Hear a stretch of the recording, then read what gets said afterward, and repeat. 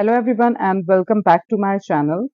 In today's video, we will explore the mathematical proof behind the order of convergence of a secant method, and we will reveal that why it's more efficient than bisection method, but just a step behind Newton-Raphson method.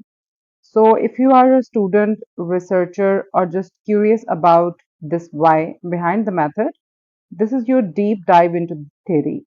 So let's uncover the maths that makes the secant method tick. So let's get started.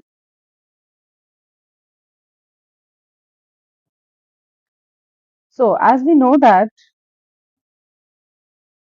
the error of secant method is epsilon n plus 1, that is equals to k epsilon n and epsilon n minus 1, and we call it 1. This k is the constant of proportionality, and for NR method we have epsilon n plus 1, that is equals to k and epsilon n raised to p. So we need to find that number p. So we will find the number p and replace n by n minus 1 in equation 2.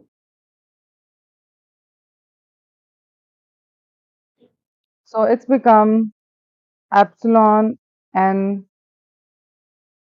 We need to replace n with n minus 1. At the place of n, we have n minus 1 plus 1, that is equals to k epsilon n minus 1 raised to p. So this will cancel out, and after that we have epsilon n, that is equals to k epsilon n minus 1 raised to p. Okay, we need to take the power on both sides 1 over p just to simplify the expression. So it's like that, and we have p also. After that, we will have epsilon n 1 over p, that is equals to k 1 over p, and epsilon n minus 1 p into 1 over p. So this p cancel out with this p, and here we have 1 over p, that is equals to k 1 over p and epsilon n minus 1. So we know that k is the constant of proportionality. So we are just replacing k 1 over p with c. Our equation will become epsilon n 1 over p, that is equals to c, and epsilon n minus 1. From here we need to separate epsilon n minus 1, so it's become epsilon n minus 1 is equals to 1 over c and epsilon n 1 by p. So we call it our equation 3. Now we need to put equation 2 and equation 3 in equation number 1. Putting equation 2 and equation 3 in equation 1. So this is our equation number 1. So we are going to replace this equation 2 and the equation 3 that we found from here back into equation number 1. So as we know that the equation number 1, we have epsilon n plus 1, that is equals to k epsilon n and epsilon n minus 1. So let's become, after replacing the values, we have k epsilon n p, that is equals to k epsilon n, it remain as it is, and here we have into 1 over c epsilon n 1 over p. After that, we need to just simplify it. We have k epsilon n raised to p.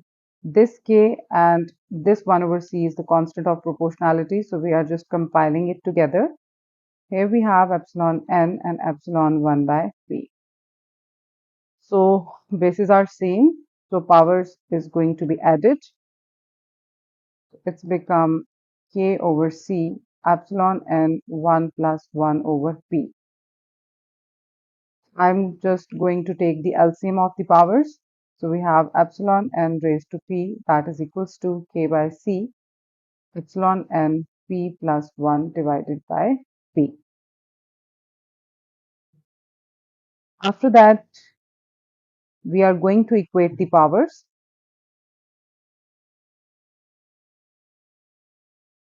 So we have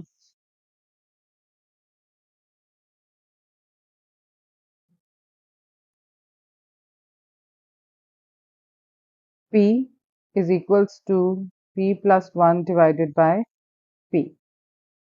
So I am just simplifying it, multiplying this p with this side, so it's become p square, that is equals to p plus 1. And after that we have p square minus p minus 1, that is equals to 0. Now we need to apply the quadratic formula on this quadratic equation.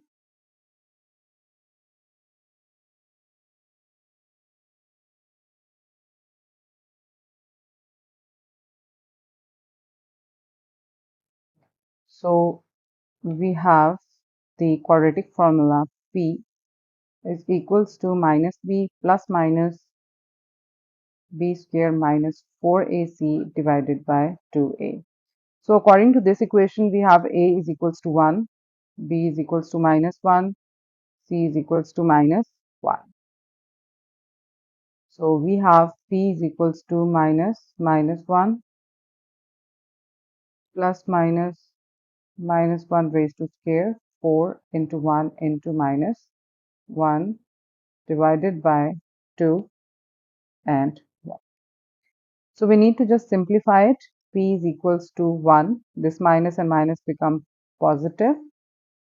And here we have 1 and plus 4 by 2.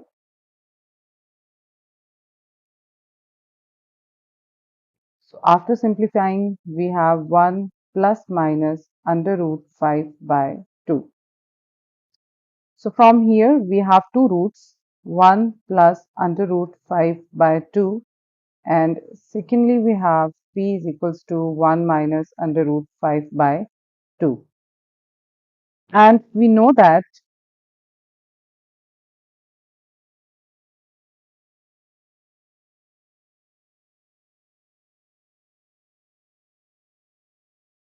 p is an order,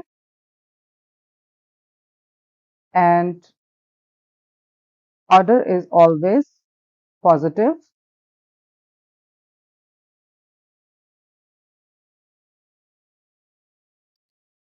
So we are neglecting the negative root.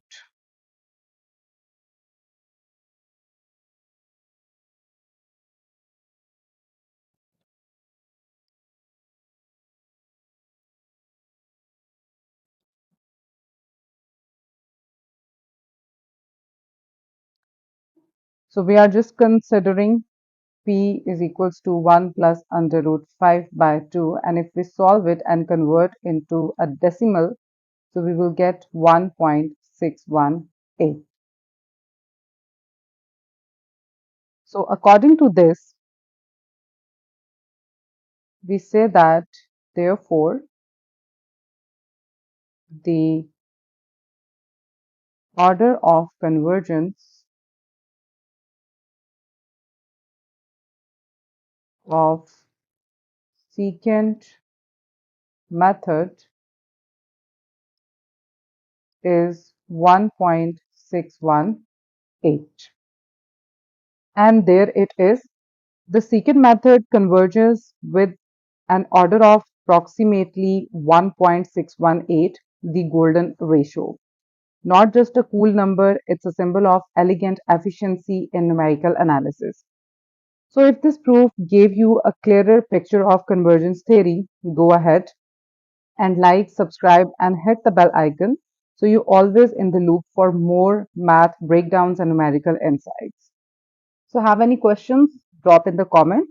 So thank you so much for tuning in. I'll see you soon in the next video. Stay blessed.